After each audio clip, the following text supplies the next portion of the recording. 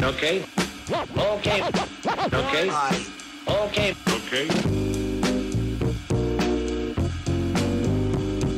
Hello everybody and welcome to the Amateur Mix, the series where I, an amateur, teach you, a beginner, how to mix music. You may be wondering, Well, if you're an amateur, why are you teaching us how to do things? because that's the point. All these music production tutorials online, they're always like, I've been an audio engineer for 25 years. I won 8 Grammys. But they're going to be teaching you way complicated stuff using crazy terminology they learned over their 25 years of audio engineering. With this series, I hope to put it in a perspective of someone that's been doing it for a year rather than someone that's been doing it for that long, because it's going to make it easier for you guys to understand. It's an amateur teaching beginners. So that is what this series is. This first episode is going to be about what you need to set up a home studio, just the different components that are necessary. So the first thing I would definitely prioritize is a laptop.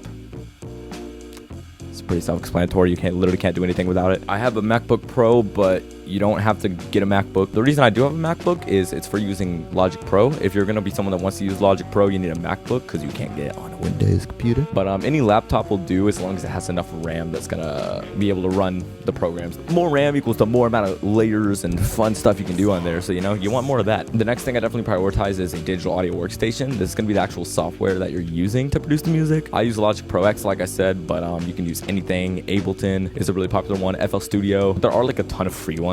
They may not be the best in terms of plugins and stuff, but hey, there's free ways to make music. The next thing I definitely prioritize, if you're going to be someone that wants to record a microphone or a guitar or any other instrument really into your computer, you're going to need to get an audio interface. The one I have is an M Audio M Track, relatively cheap, pretty inexpensive. It was just given to me, but it works perfectly for what you need. I mean, there are ones that are like $1,000, but come on, if you're just getting started, you don't need that. Hey, but if you just have too much money and you just need a way to get rid of it, go ahead, honestly. The next thing that for sure is going to be a priority is a good microphone if you're going to be recording, of course. This one right here is like a Neumann, hold on, I'm an amateur. A Neumann KMS 105. Now this one is like $700 or something like that, ridiculous, but it's just I'm borrowing it right now. I don't own this. The one I usually use, hold on. This is the one I bought with my fast food employee money.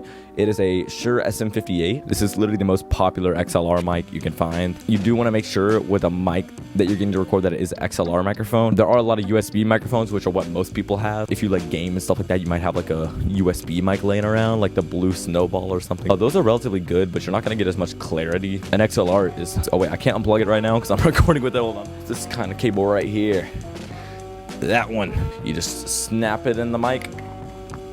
So yeah, you just snap it into the mic like that and then plug the other end into your audio interface. The next thing you definitely want to get is some speakers or headphones. This is a really essential part of mixing. Make sure to get mixing headphones. Mixing specific headphones. Mixing specific, don't be mixing with those beats. I mean, mix beats, but like not with, you know what I'm talking about. Most commercial headphones add a lot of different frequencies like bass because they're typically pleasing to the listener. Oh, boom, boom, thumpy bass. Oh, yeah. But really, this isn't giving you a good mix. Your mixes aren't going to have enough bass because when you're mixing them, it's giving you more.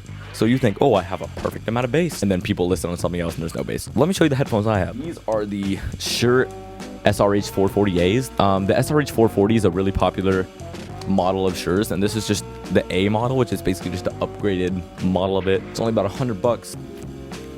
Very comfortable, but yeah, those are really good. And the good thing about these, what you need with any mixing headphones is a very flat response. You want every frequency it's giving you to be very balanced across the board. No like boosted bass or like crazy lower treble, oh sorry, smack the mic, just things like that. You want it to be kind of a balanced sound because that's going to give you the best mix overall when you're mixing. The last thing, this is a very optional one. If you're a keyboard player or you like to input instruments into your music using a keyboard, you're going to need a MIDI keyboard. A MIDI keyboard is essentially a piano style keyboard that can control any software instrument within your DAW, digital audio workstation. Most don't have any sounds built into them. They're just solely meant to control the instruments within your DAW. That's about all the stuff you need. Priority wise, here's how I'd probably put it in the list: laptop, digital audio workstation, speaker/headphones, audio interface, MIDI keyboard. Heck yeah. But that's about it. I hope you've enjoyed this first episode of our experience together here. The next episode is going to be about actually using your digital audio workstation. I'm going to be using Logic Pro. So if you want to learn Logic Pro, just stick around, brother, because we got more coming to you. I hope you've enjoyed this. Oh, my camera. Oh, okay, we're fine. I hope you guys all enjoyed this episode. And make sure to come back for the next episode. If you guys have any questions, of course, make sure to let me know in the comments. Or if you have anything I can improve upon, let me know too. If you liked it, like the video. If you disliked it, dislike it. Subscribe if you want to. And I'll see you guys in our next tutorial video on the Amateur Mix.